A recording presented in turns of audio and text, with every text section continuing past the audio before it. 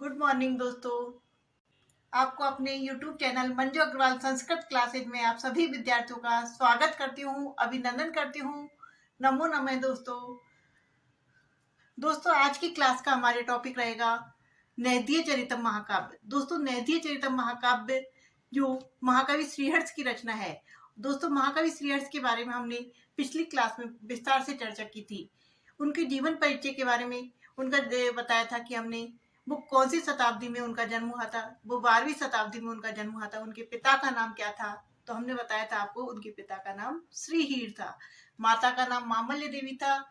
और उन्होंने उनकी जो रचनाएं प्राप्त होती है वो कितनी प्राप्त होती है? तो प्रबंध कोश के अकॉर्डिंग, जो राजशेखर की रचना है, राजशेखर ने प्रबंध कोश में उनकी 100 रचनाओं की उल्लेख किया है कि उन्होंने कम से कम 100 रचनाएं लिखी थी। लेकिन यदि हमने वर्तमान की बात करें तो वर्तमान में उनकी 2 ही रचनाएं प्राप्त होती है। एक तो हमें प्राप्त होता है उनका सर्व प्रसिद्ध महाकाव्य नैदीय चरितम महाकाव्य, और एक हमारा खंडन खंड खाद्य काव्य। ये दो जो वेदांत ग्रंथ है, तो ये 2 ही रचनाएं आज उपलब्ध होती है। दोस्तों, जो नैदीय चरितम महाकाव्य है, जो संस्कृत साहित्य का आधुनिक संस्कृत साहित्य में यदि रामायण और महाभारत को छोड़ दे तो सबसे बड़ा, श्लोक संख्या की दृष्टि से सबसे बड़ा महाकाव्य कहलाता है। तो सबसे पहले हम इसके नैदीय चरितम महाकाव्य की हम विस्तार से चर्चा करेंगे कि इसके लेखक कौन है। तो हमने आपको बताया कि नैदीय चरितम महाकाव्य किसकी रचना है, किसने इसकी रचना की थी? तो इसकी रचना की थी श्रीहर्ष ने। श्रीहर्ष के द्वारा ये लिखा गया आधुनिक संस्कृत साहित्य जगत का रामायण और महाभारत को छोड़कर सबसे बड़ा ग्रंथ कहलाता है। श्रीहर्ष की रचना है। लेखक कौन है? नैदीय चरितम महाकाव्य के लेखक कौन है? श्रीहर्ष है। यदि हम काव्य का स्वरूप पूछे तो ये किस विधा में लिखा गया है? ये महाकाव्य है, गद्य काव्य है, किस चंपू काव्य है, वेदांत ग्रंथ है, किस में है? तो ये किस काव्य श्रेणी में लिखा गया है? तो ये महाकाव्य है। तो संस्कृत साहित्य की जो बृहत त्रयी है, उस बृहत त्रयी में भी इस महाकाव्य को शामिल किया गया है। और जो बृहत त्रयी का सबसे सर्वश्रेष्ठ ग्रंथ पूछे तब भी क्या आएगा? हम नैदीय चरितम महाकाव्य कहेंगे। यदि बृहत त्रयी का सबसे विशाल का महाकाव्य पूछे तब भी आंसर क्या आएगा? हमारा नैदीय चरितम महाकाव्य। और यदि आपसे पूछे कि बृहत त्रयी का सबसे अंतिम महाकाव्य कौन सा है, तब भी हमारा आंसर क्या आएगा? नैदीय चरितम महाकाव्य। तो यदि काव्य का स्वरूप क्या है, तो काव्य का स्वरूप हमेशा हम जब भी किसी भी काव्य को याद करते हैं तो किस प्रकार याद करना चाहिए कि नैदीय चरितम महाकाव्य, अर्थात ये क्या है? महाकाव्य है। तो इसकी जो काव्य की विधा है, काव्य का स्वरूप है, तो क्या है? ये महाकाव्य के रूप में लिखा गया है। महाकाव्य के रूप में लिखा गया है। यदि हम इसकी उपजीव्य काव्य की बात करें, अर्थात श्रीहर्ष ने इस महाकाव्य को लिखने से पहले इसकी कथा वस्तु को कहां से ग्रहण किया था? तो इसकी कथा वस्तु को हमारे जो संस्कृत साहित्य में उपजीव्य काव्य कौन कौन से माने जाते हैं? तो रामायण और महाभारत दो उपजीव्य काव्य है, जहां से हमारे संस्कृत साहित्य के जितने भी कवि हुए हैं उन्होंने अपने ग्रंथ का क्या कथानक को ग्रहण किया है। तो इस नैदीय चरितम महाकाव्य का जो उपजीव्य लिया है, अर्थात कथानक ग्रहण किया है महाकवि श्रीहर्ष ने, तो वो कहां से लिया है? तो ये महाभारत के वन पर्व से। कहां से लिया है? महाभारत के वन पर्व में एक नलोपाख्यान नाम का एक आख्यान आता है, वहां से इस काव्य की कथा वस्तु को ग्रहण किया है। तो महाभारत के वन पर्व में कौन से पर्व में आता है? तो वन पर्व में कौन सा उपाख्यान आता है? तो नलोपाख्यान आता है। नलोपाख्यान आता है। वहां से इस ग्रंथ का क्या लिया है? कथा वस्तु को ग्रहण किया है, कथानक को ग्रहण किया है नैदीय चरितम महाकाव्य के। किसने? श्रीहर्ष ने अपने। यदि हम कुल सर्गों की बात करें तो हमने आपको बताया कि आधुनिक संस्कृत साहित्य जगत में रामायण और महाभारत को छोड़कर सबसे बड़ा ग्रंथ कौन सा माना जाता है? नैदीय चरितम माना जाता है। तो इसमें कुल सर्ग कितने हैं? तो ये 22 सर्ग है। हमने जब आपको बृहत त्रयी बताया था, बृहत त्रयी में 3 ग्रंथ शामिल है हमारे। एक कौन कौन सा है? हमारा किराता अर्जुनीयम महाकाव्य, एक है हमारा शिशुपाल वध, और एक है हमारा नेदीय चरितम महाकाव्य। तो किरातार्जुनीय में कितने सर्ग है? 18 सर्ग है। शिशुपाल वध में 20 सर्ग है और नेदीय चरित में 22 सर्ग है। सबसे अंतिम महाकाव्य किसका? हमारा बृहत्तैका। तो इसमें कितने सर्ग हो गए? कुल सर्गों की बात करें तो इसमें 22 सर्ग है, अर्थात सबसे बड़ा महाकाव्य बृहत्तैका सबसे बड़ा महाकाव्य है। श्लोकों की बात करें तो इसमें श्लोक कितने हैं? तो इसमें हमें श्लोकों प्राप्त होते हैं 2828। कहीं कहीं दोस्तों इनकी संख्या 2830 भी बताई जाती है। श्लोकों की संख्या कहीं कहीं हमें 2828 प्राप्त होती है और कहीं हमें 2830 भी मिलती है। इस प्रकार सबसे कुल श्लोकों की संख्या इसमें कितने हैं? कुल श्लोकों की संख्या में 2828, यदि ऑप्शन में 2830 दे रखा हो तो वहां पर हमें 2830 ही करना होगा। यदि दोस्तों सबसे बड़ा सर्ग पूछे कुल सर्ग कितने हैं, इसमें कुल सर्गों की संख्या तो हमने बताई थी आपको 22। लेकिन यदि आपसे पूछे कि सबसे बड़ा सर्ग कौन सा है, नेदीय चरितम महाकाव्य का सबसे बड़ा सर्ग कौन सा है, तो सबसे बड़ा सर्ग होता है 17वां सर्ग। इसका सबसे बड़ा है 17वां सर्ग सबसे बड़ा है, जिसमें कितने श्लोक है? जिसमें 222 श्लोक है। कितने श्लोकों की संख्या कितनी है? 222 श्लोक है। तो कैसे याद करना है कि सबसे बड़ा? एक साथ, जब भी कोई लोग एक साथ रहते हैं तो संख्या बढ़ ही जाती है। एक साथ रहेंगे तो संख्या कैसी हो जाएगी? बढ़ जाएगी और सबसे बड़ा सर्ग बनेगा। और कितने सर्ग है? 222। यदि सबसे छोटे सर्ग की बात करें तो 13 मेरा करते हैं तो क्या मिलता है? कुछ नहीं मिलता, सबसे छोटा रह जाता है। तो 13वां सर्ग क्या है? सबसे छोटा सर्ग है, जिसमें कितने श्लोक है? जिसमें 56 श्लोक है। सबसे बड़ा सर्ग 17वां सर्ग है जिसमें 222 श्लोक है और सबसे छोटा सर्ग की बात करें तो 13वां सर्ग है जिसमें 56 श्लोक है। दोस्तों अगर हम नायक की बात करें, इस नेदीय चरितम महाकाव्य का नायक कौन है? तो इसका नायक कौन है? तो इसके नायक है निषद देश के राजा। निषद आ रहा है ना, तो यहीं से हम लेंगे निषद देश के राजा। निषद देश के राजा कौन है? राजा नल। राजा नल इसके क्या है? इस महाकाव्य के नायक है। और नायिका की बात करें तो नायिका कौन है? तो ये विदर्भ देश की राजकुमारी है। विदर्भ देश की राजकुमारी। विदर्भ देश की राजकुमारी कौन है? ये विदर्भ देश की राजकुमारी है और राजकुमारी का नाम है दमयंती। राजकुमारी का नाम क्या है? दमयंती। जो नायक है हमारे वो कैसे हैं? तो वो धीरोदात्त श्रेणी के हैं, अर्थात धीरोदात्त अर्थात सर्वश्रेष्ठ श्रेणी के नायक है। कैसे नायक है हमारे? धीरोदात्त श्रेणी के नायक है। और नायिका कैसी है? तो नायिका हमारी कैसी है? पहले ये चित्रमुग्धा है, उसके बाद ये प्रगल्भा सैनी की है। अर्थात ये कैसी नायिका है हमारी? या तो इसे चित्रमुग्धा कहते हैं। पहले कैसी है? ये चित्रमुग्धा चित्रमुग्धा।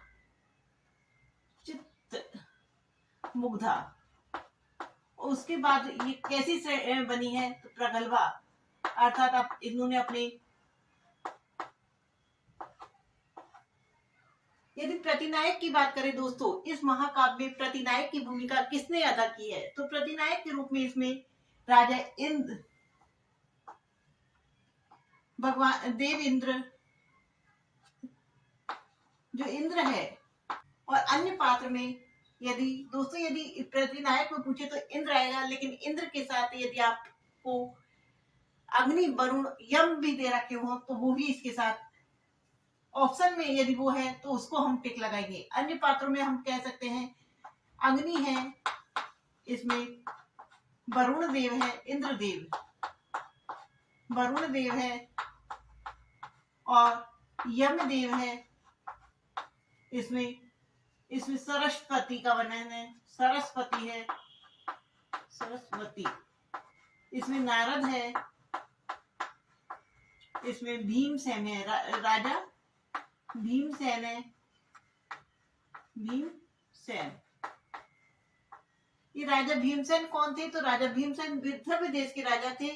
भीमसेन, जिनकी पुत्री थी राजकुमारी दमयंती, जो नायिका थी इस महाकाव्य की।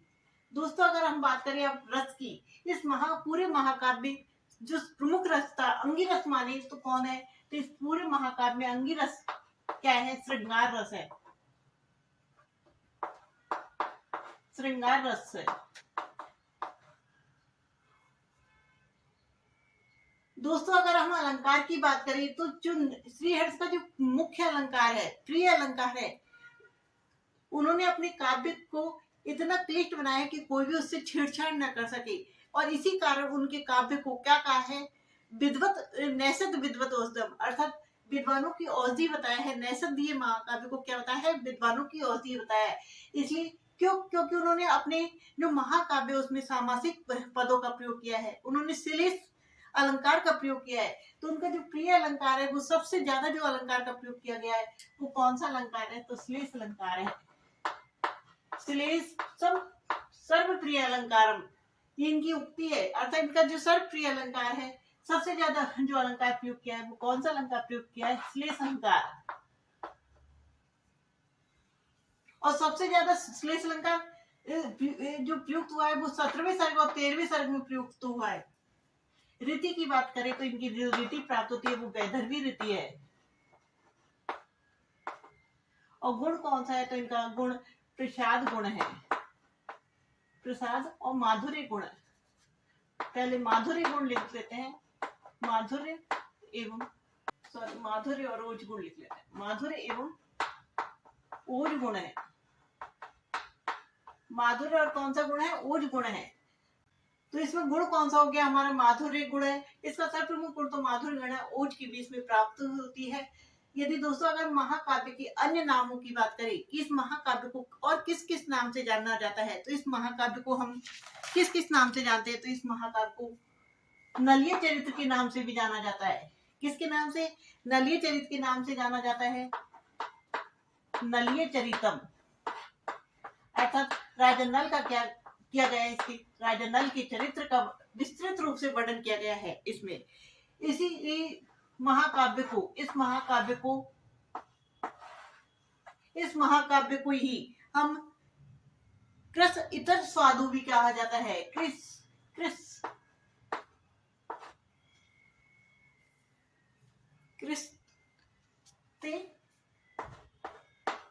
स्वादु क्या कहा जाता है, स्वादु, इस नाम से भी इसे महाकाव्य को जानते हैं, तथा इसे वैर सैनी चरितम भी कहा जाता है।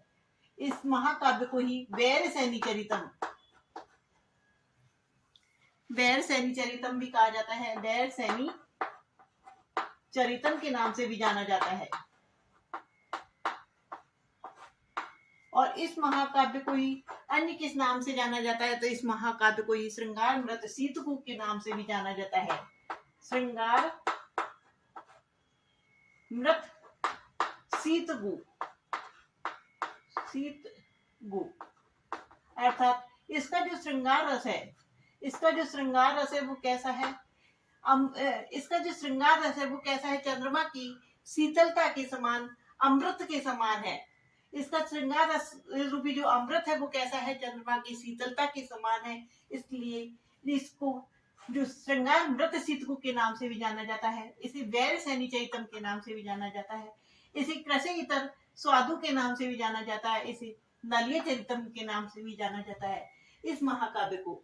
दोस्तों अगर हम बात करें इस महाकाव्य की बृहत त्रयी में गणना की जाती है, बृहत त्रयी का ये सर्वश्रेष्ठ ग्रंथ है। बृहत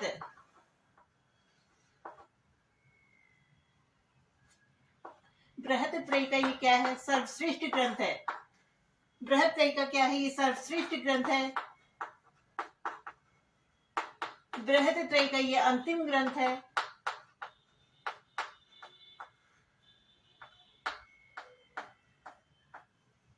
और बृहत त्रयी का ये सबसे बड़ा ग्रंथ है, सबसे बड़ा ग्रंथ है।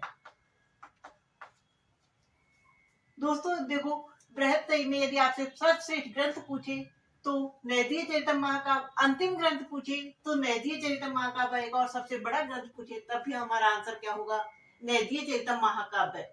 तो दोस्तों अब इस प्रकार हमने देखी कि जो नैदीय चेतन महाकाव्य की रचना किसने की थी, श्रीहर्ष ने। इसका काव्य का प्रकार क्या था, महाकाव्य था। इसका उपजीव भी कहाँ से लिया गया था, तो इसका उपजीव लिया गया था महाभारत के वन पर्व के नलोपाख्यान से लिया गया था। इसमें सर्गों की संख्या पूछे तो 22 है, और श्लोकों की संख्या पूछे, कुल श्लोकों की संख्या पूछे तो 2828 है, और यदि सबसे बड़ा सर्ग पूछे तो 17वां सर्ग है, और सबसे छोटा सर्ग पूछे तो 13वां सर्ग है। नायक हमारे निषद देश की राजा नल है, और नायिका हमारी विदर्भ देश की राजकुमारी दमयंती है। और विदर्भ देश के यदि राजा पूछे तो कौन है, राजा भीमसेन विदर्भ देश के राजा है, जिनकी पुत्री राजकुमारी दमयंती इस महाकाव्य की क्या है, नायिका है। और यदि प्रतिनायक की बात करें तो इंद्रदेव आएगा, और इंद्रदेव के साथ यदि आपको नाम ऑप्शन में अरुण, अग्नि, वरुण और यम भी दे रखे हैं तो उन सभी उस ऑप्शन पर टिक लगाना होगा हमें, क्योंकि प्रतिनायक के रूप में चारों ही उपस्थित हुए थे। और अन्य पात्रों की बात करें तो सरस्वती इसमें आती है, नारद जी इसमें का उल्लेख प्राप्त होता है, तथा राजा भीमसेन। रस की बात करें तो श्रृंगार रस इसमें प्रमुखता से पाया जाता है। अन्य रस भी हमें मिलते हैं, हमें वीर रस भी प्राप्त होता है। अलंकार कहे तो श्लेष अलंकार है। श्लेष के बाद यदि हम अलंकारों की बात करें तो उपजाति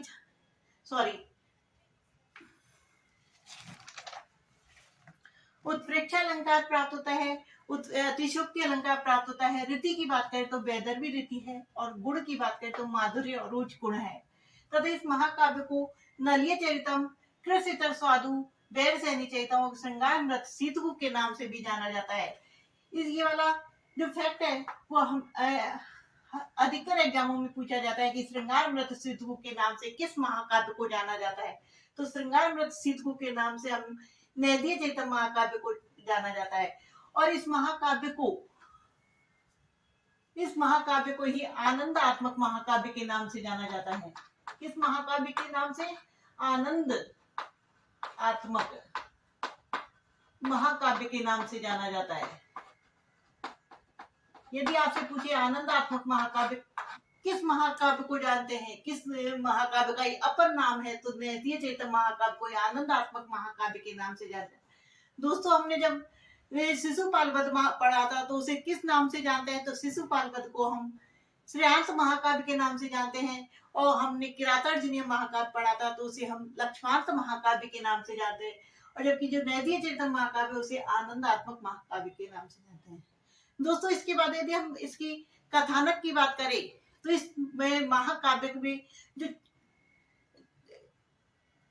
कथा ली गई है वो कहाँ से ली गई है, वन पर्व के नलोपाख्यान से ली गई है। इसमें क्या है, निषद देश के राजा नल है और विदर्भ देश की राजकुमारी जो दमयंती है, उनकी जो प्रेम कथा का वर्णन किया गया है उसमें त्रिकोणीय प्रेम का वर्णन किया गया है, क्योंकि जो इंद्रदेव है और अपने अग्नि, वरुण और यम है वो भी इस प्रेम में शामिल हो गए हैं। इस प्रकार त्रिकोणीय प्रेम पर आधारित इसका वर्णन किया गया है।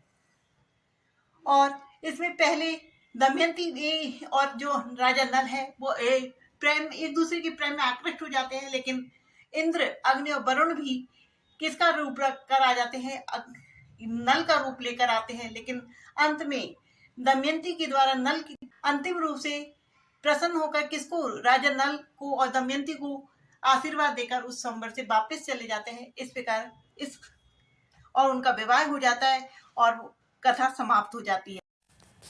दोस्तों, आज की क्लास आपको कैसी लगी प्लीज़ कमेंट करके बताएं, तथा वीडियो को लाइक शेयर करें, और यदि आप चैनल पर नए हो तो सब्सक्राइब